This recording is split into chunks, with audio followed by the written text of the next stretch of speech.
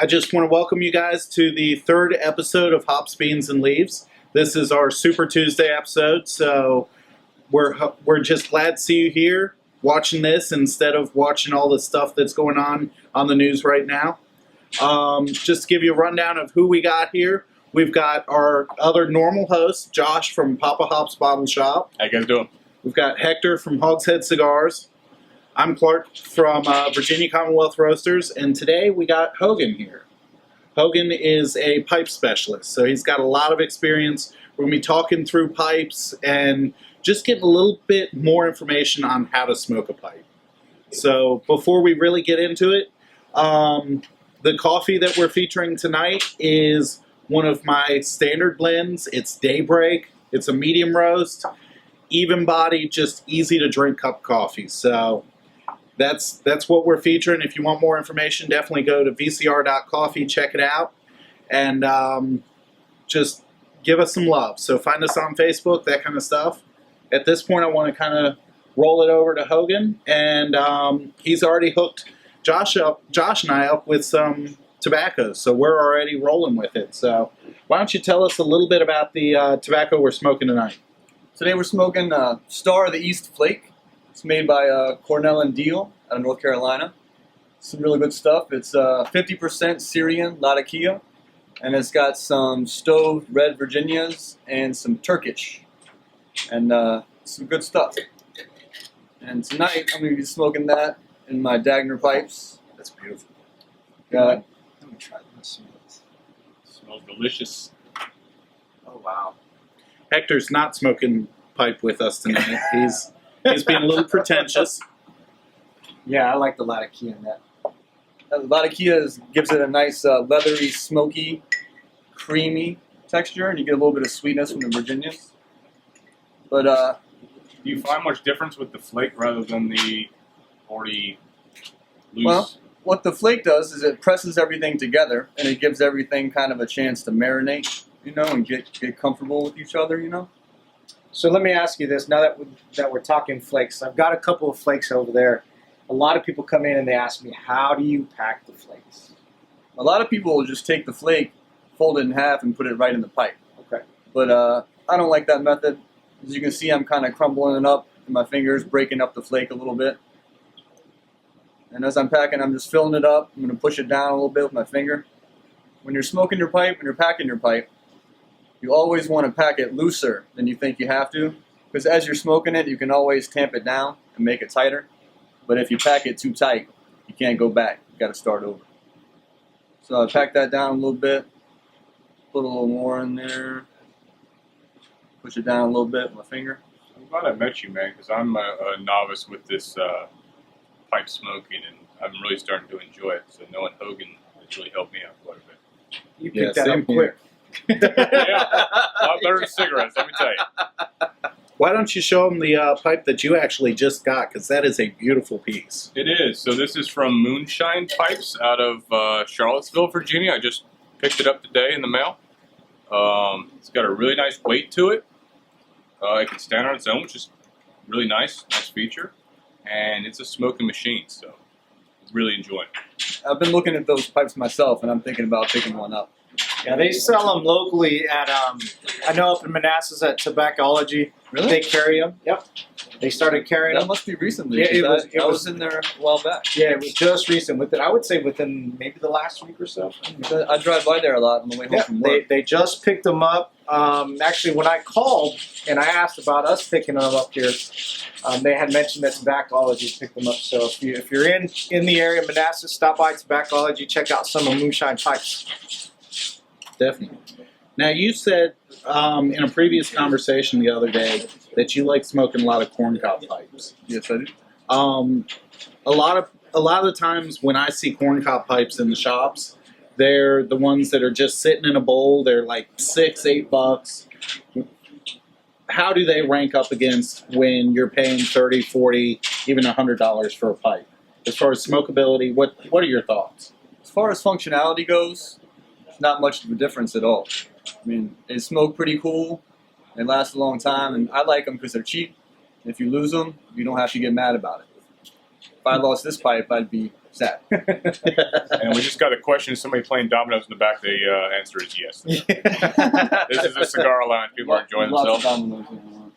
Yeah, we have a bigger live audience than we have in the past. So There's a corncob pipe right here. It's made by Missouri Meerschaum. Look at that. it's huge. This pipe's called the General, and That's the one you were telling me about the other day when you were in my shop. it's one of my favorite pipes. It's got a nice, big, deep bowl. Just pack this thing right, you can smoke it for over an hour. And they make all sizes. I know Hector's got some corncob pipes in the shop. We got the question, what is Hector smoking? I am smoking the Padilla Reserve San Andreas. Which we'll be getting into here in just a little bit. Absolutely. He feels left out because he's, again, doesn't have a pipe. No, I don't know what my wife did with my pipe, so. We had a few other people join us. Thank you for joining us. So a lot of my questions, so we were talking about this earlier before the show started, is we do get customers in. Again, I'm a complete novice when it comes to pipes. But some of the questions I get are, what's the difference in the pipes? What am I looking for? If I'm a brand new guy coming to you saying, okay, what kind of pipe should I get? That's my question. All right. If you're not sure if you're going to be into it or not, a good place to start is the corncob. As we mentioned before, it's pretty cheap. And if you decide you don't like it, you're only out $10. But if you do want to get a nice handmade pipe, there's lots of different shapes, sizes, and all that. I'm smoking this is called a poker. Same style my man Josh has over there. It's kind of almost like a colonial patriot type feel to these, I think. Yeah. But when you're picking a pipe out, a couple things you want to look at is the size of the bowl. Like how long do you plan on smoking it? You planning on chilling out for 15, 20 minutes, or do you have a whole hour to sit down and spend? And that's the size of the bowl is going to determine how much tobacco you can put in it, how long it'll smoke. Another thing to look at is the thickness of the walls. The thicker the wall, the more insulation it'll provide, and the cooler it'll keep the smoke. I think I read that you want a 3/4 inch, Wall. thickness to it. Yeah, I think if you get thinner than that, you're definitely going to feel it in your hand, and the tobacco is probably going to get hotter than you want it to. And that's another question I get is customers come in and how hot it's going to get, or how hot does the tobacco burn? And talking about heat, does the length of the actual stem matter? The way it's curved, the length of it, like a Churchill? Like the church warden pipes with the longer stem, Right. that's going to give the smoke as it travels time to cool off. So that those definitely do provide a cooler smoke. A bent pipe is a lot easier to clinch because you can get a nice heavy pipe, and if it's got a good bend, the weight of the pipe is distributed so you can clinch it in your mouth. We got a question. How Usually. can you maintain the tobacco fresh? Well, some tobaccos, when you get them, they're a little bit wet, and you can let those dry out. But there's certain things you can buy, and you soak them in water. There's a thing called a blimpie. It's like a little black disc, and you soak it in water, and it absorbs the water. And you can throw that in with your tobacco pouch, and then it'll revive. Let me grab an example of that right quick. So it kind of works He's like got 'em. like one of the little packs that you put like in like in a shoebox or something where it Same keeps the kind of deal. Yeah. Yeah. Good. How you doing, AJ? So if you're on our Periscope feed tonight, give us a shout out. Let us know where you're coming from. We've got another question. What causes gurgling when smoking a pipe? Sometimes you haven't let the tobacco dry out as much, but it's not really a big issue. If you've got a pipe cleaner, pipe cleaner right there, you can just run it through as you smoke, and that's going to take some of that residual moisture out, and it'll get you back to smoking nice and dry. Very cool. We also have a question to show one of the pipes that we are using. So this is again the brand new pipe I got today from Moonshine Pipes. Oh, you have the clay discs. This is a pipe that I got actually freshman year in college, and I've had it for years. Honestly, I don't remember who made it, but I've loved it. It's treated me well, and like any good pipe should, if you take care of it, it will outlast you. Absolutely. Yeah, I've had this corncob pipe for over 10 years, and some people say they don't last, they burn out. This is clear evidence that they don't. The General. The General. And this is, once again, the Dagner pipes, poker. It's got a bamboo shank. It's a nice little pipe. What was this called again? This is the thing that he was talking about. That's actually something different than I was talking about, but it works the exact same way. So all you're going to do is you're going to take that and get a little cup of water and drop it in the water and leave it there for 15-20 minutes, and it's going to absorb that moisture. And you drop it in with your tobacco, and it'll brighten it right back up. We did have a question. Do they make travel cases for pipes? Absolutely. They make travel cases, pouches. I've seen them that'll hold 8 to 10 pipes. It's like an attaché. And there's lots of guys around making them out of some real nice leathers, some artisan stuff. Who was the one that you told me about the other day? There's a guy. The name of his company is Legendary Saxon. He makes all kinds of stuff. He makes really nice cigar pouches. He makes wallets. He makes bags, phone cases, all kinds of cool stuff. That's awesome. FAA restrictions. That was something else that was asked. FAA restrictions. I fly all the time with pipes and cigars, and they usually don't mess with them much. I don't carry them on. The hard thing about flying is lighter.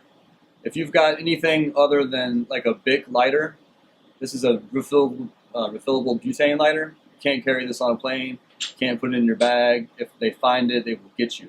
But Colibri makes a case, and it's DOT, FAA certified, and you just put your lighter inside of it. It's like a tube. Here's a great and you question. open it up and put it in there, and you fly. What causes tongue bite? Causes tongue bite. You might be puffing it a little bit too fast. And once again, I mentioned before, you always want to pack it lighter than you think. And you'll also want to smoke it slower than you think. And it could be that your tobacco is a little bit too wet. And some tobaccos, like Virginias, because of the sugars and the oils in there, they have a tendency to bite a little bit more.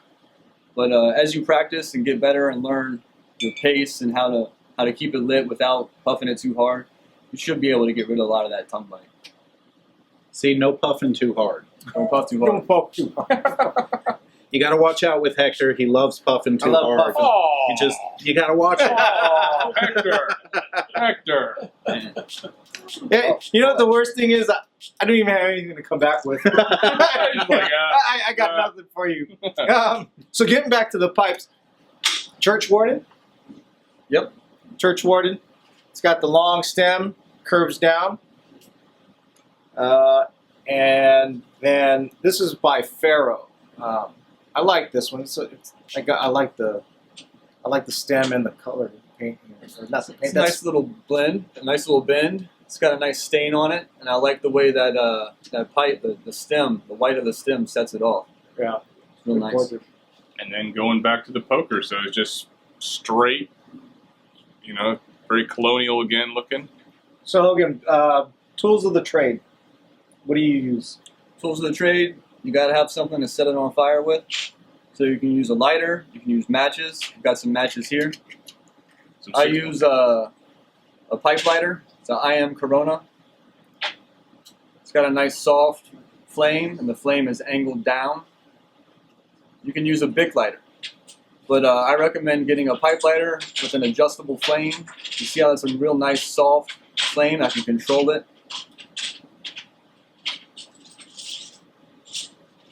You get it just where I want on the pipe. And this has a built-in pipe tool, which is the other thing you're going to need. Call this a tamper. And you use this as you smoke to push it down and keep the tobacco compacted. And as you're smoking, if you notice the smoke gets a little bit lighter, and that's when it's time to tamp it down a little bit. And this is a check tool. Call it a check tool because it's made in the Czech Republic. I think we all have this tool. It's what, $3? It's like $2.50, $3. Yeah. $2.50, $3. It's got the tamper we talked about. It's got a little poker. In case you might have packed it a little bit too tight, you can run it in there next to the draft hole and help it open up. You can also use that to scoop it out when you're done smoking. Actually, that's a good point. And I never even thought about that, but you were talking about when you poke it, to poke it near the draft hole. What I was told that makes perfect, makes better sense the way you were discussing it. Usually, I've just told customers just, drive it down through the bowl anywhere, but I would assume that it opens up the. Yeah, if you're having trying to problems open up getting the the draw, Yeah. it's because you packed it too tight and the draft hole is being obstructed. So if you can get that tool in there and poke it up and open a little bit of air out of there, it'll give a path for the smoke to Just come on learned through. something new. I know, me too, right? This tool right here is the one that if you smoke a pipe at all, you'll end up with 6 of these floating around. Or you can have a lighter with the tools kind of Ooh. in there as well, kind of. See? He's learning already, man. We're gonna have, That way we're gonna just have- keep we're it gonna all have- warm. Oh, by the way, you can get that at Hogshead. Yes, I got this from Hector. Come to Hogshead, get your lighter and your tools for your tobacco smoking. Do we So- want to do beer? So yeah, let's talk about the beer you got tonight. So I got this beer in today. It's from Licking Old Creek. It's out of Goochland, Virginia. Goochland. And this You is know called it's good if it's from Goochland. Redneck Wedding. I would have called it like something different, but Which hey, fits from where it's from. all right. So we're in local Virginia beer. It's a bourbon barrel aged quad. So that's a Belgian style. And what they usually do is they do singles, doubles, triples, quads. The quads think of them as a higher ABV double. That's rich. Super rich, a lot of dark fruits Right. going on there. Probably picking up on some raisins, maybe. Absolutely.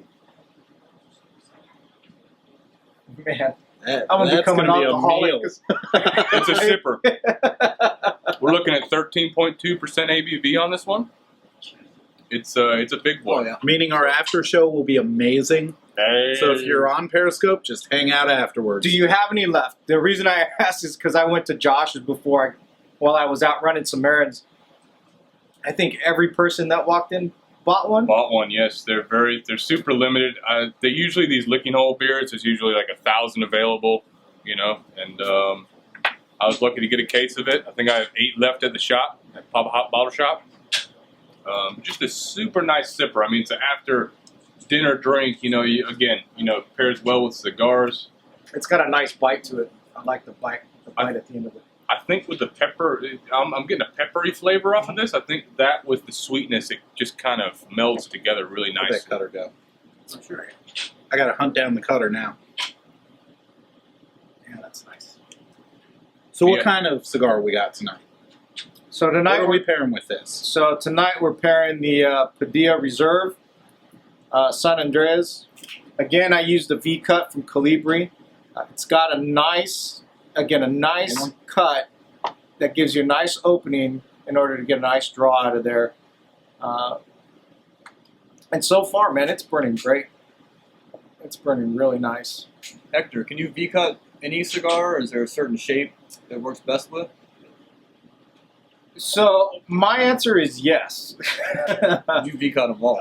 Other people don't. He likes the V. Yeah, so there's you obviously got your round. that was a creeper. It took you a while. That brings us straight back to the last episode. So normally I V cut all my cigars. Why?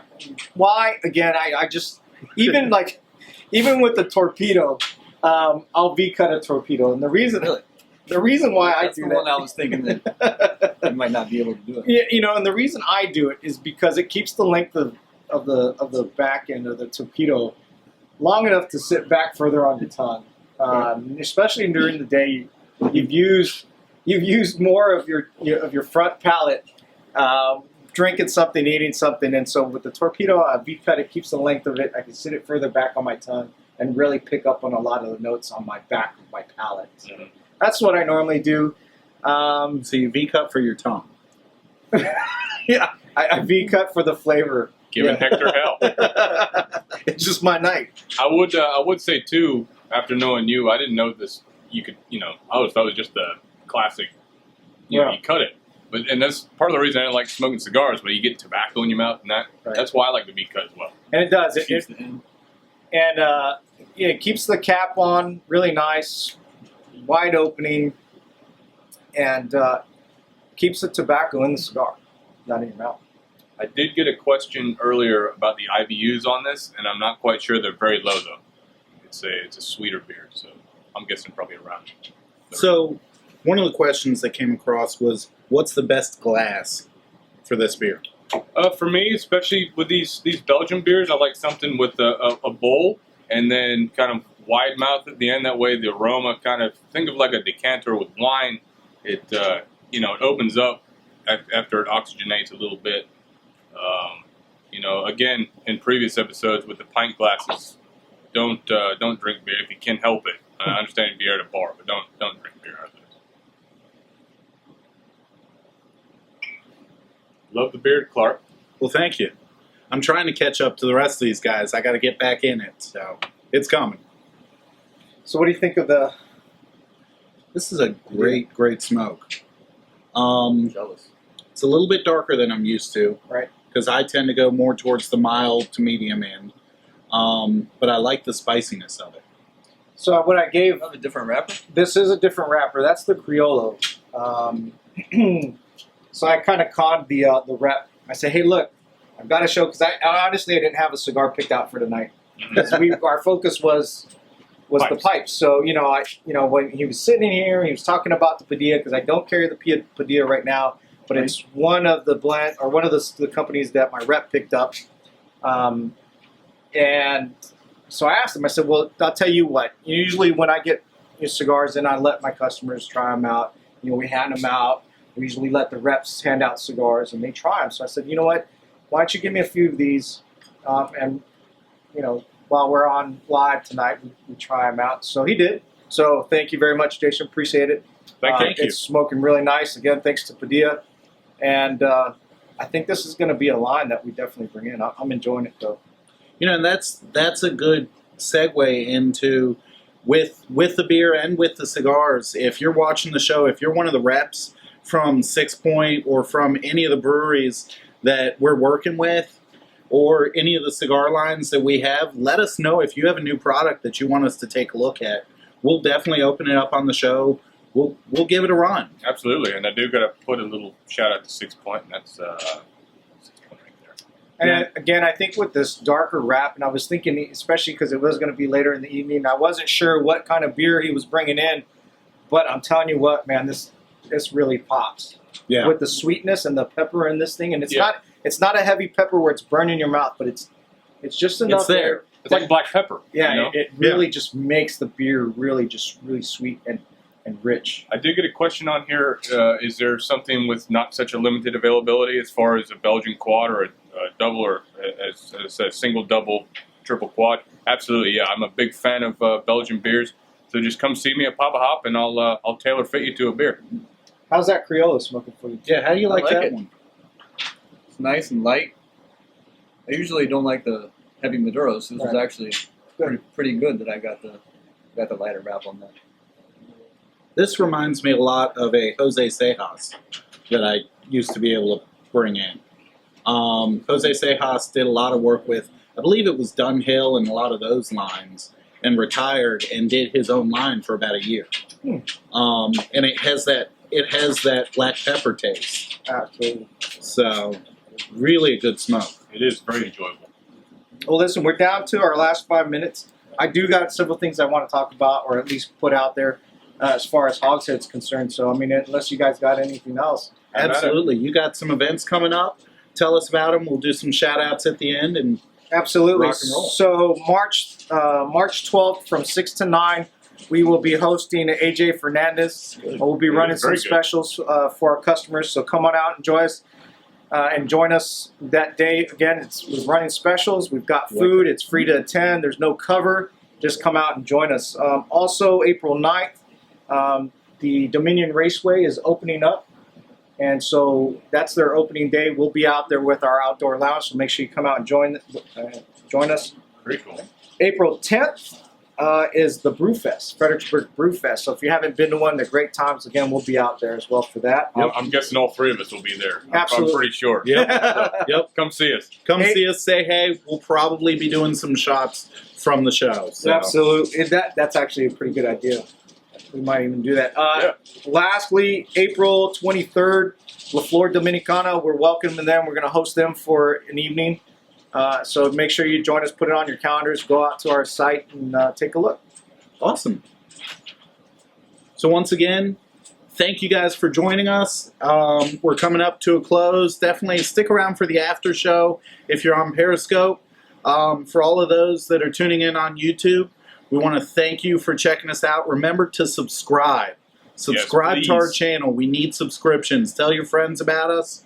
Thank you to Lindsay at Stash Barbershop.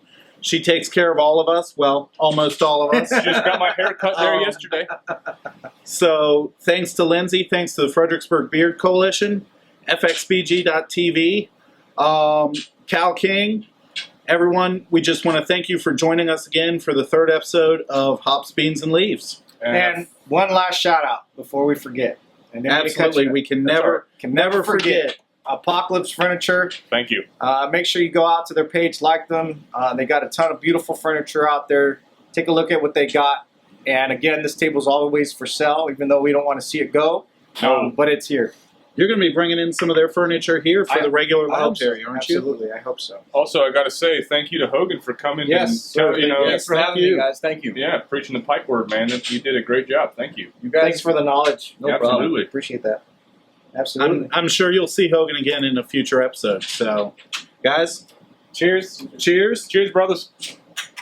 Hops, Beans, and Leaves. Thank Hops, you. Beans, and Leaves. Have a good night.